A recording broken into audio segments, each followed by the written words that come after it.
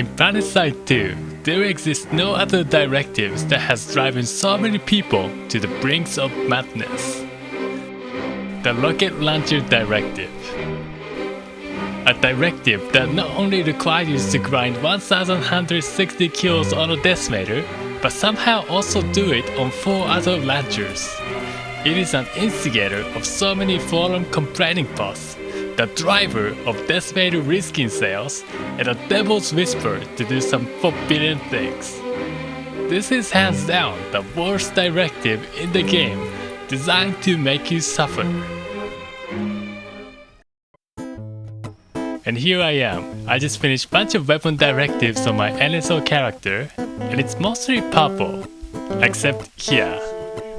And it's just really itching, just really messing with my OCD. So I just figured, why not make a video series of trying to complete these stupid directives? Because if I'm going to suffer through this, dying over and over and over and over for no reason, I may as well just die for the YouTube content. And the first question you have to ask about these directives is it even possible? Are there even 5 rocket launchers that can actually be Oraxium to begin with? Now there is first a Decimator. It's been a meta launcher that can one-shot infantries and ESLs while doing good damage to maxes and vehicles.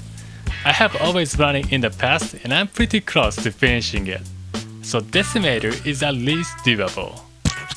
And then there is NSX Masamune, which is like a shotgun version of a Decimator. It can pretty much do the same thing in a CQC and has laser guided capability for the long range.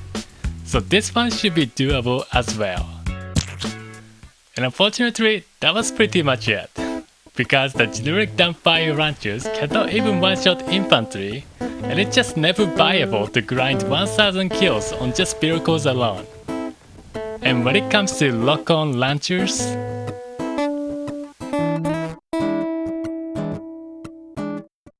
it's gonna drive you crazy if you try to Oraxium it.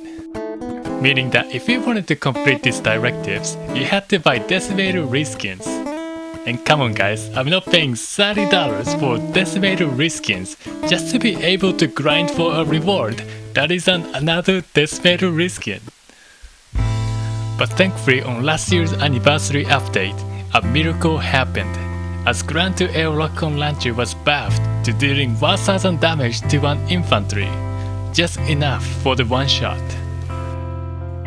And likewise, Ground Lock-on Launcher also turns out dealing 1000 damage, so now both of them can actually be Oraxium. And I just want to point out that this is 100% the result of developer oversight, because there is no way Lock-on Launchers can one-shot while the regular dumbfire cannot. This will 100% get changed, so I really recommend Oraxing them before the next updates. Whenever that may be. Also, this is 4 launchers in total, and I still need one more to complete this directive. And this is all Rail's fault. And now that I showed that it is somewhat possible to complete these directives, it still doesn't change the fact that the path ahead is long and unforgiving. With rocket launchers, you only have one shot at it, meaning that if you miss, you die. And even if you hit, you're still gonna die anyway because of a reload. And you know, Max of course never dies, so you just die instead. And if you try to take on vehicles, you just die even harder. This is just some extremely punishing gameplay, but I did find out that there are some implant choices that could make it bearable. The first implant is Covert Drop, which at max rank lets you go invisible right after dropping from spawn pod. So if you can have a good beacon, you can sneak up to CQC for an easy shot. And there's also another implant, Nightmare, which at max rank clogs you after CQC takedown. So you can hopefully survive the long reload time for more than 1 kill. Now I tried those, and of course they can still see me fine, because they must be running hacks. Not that my heavy shield makes me glow. Now alternatively, there is another implant, Infravision, which enables you to see through a smoke grenade, so you can spam smokes and sneak up to an enemy for an easy one-shot. And this actually turned out to be very useful, as I can keep grinding even in an open field fight with no cover.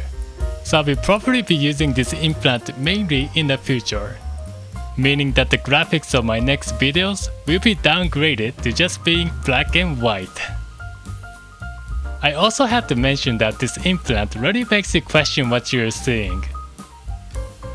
In this fight, there is this medic that keeps disappearing on spot, and I just have no idea. Could it be that this is a support hacker teleporting around, reviving? Or is my Infravision just glitching? I'll just never know. Anyway, that was some potential cheese strategy, but it still leaves the one giant problem. How do I deal with these flak armor abusers that don't get one-shotted? In fact, lock-on launchers only deals 1000 damage, which is just enough, so even a tiny 50 extra HP with auxiliary shield gives you a problem. How do I deal with these auxiliary shield tryhards? And how do I deal with these heavy shield sweatlords who refuses to get one-shotted?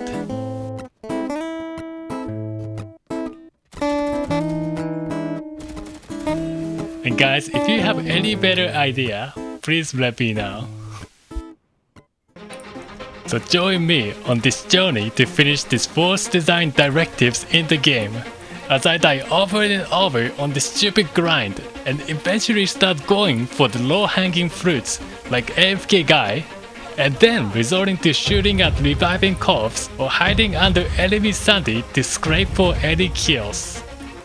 Featuring one of the lowest skilled clip in the history of the Planetside YouTube. To be continued to the next episode. House Roach dies.